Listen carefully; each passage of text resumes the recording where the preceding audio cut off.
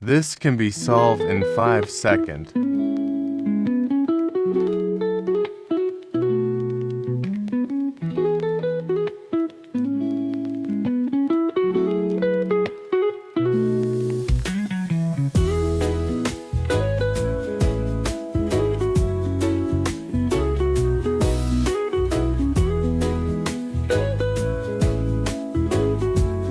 More calculus tricks in my 100 calculus problems PDF.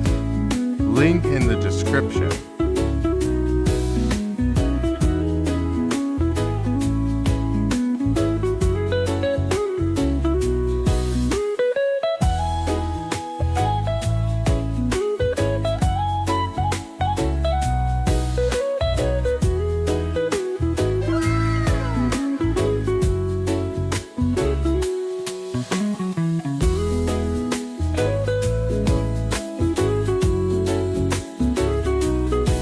Sub for daily calculus tricks.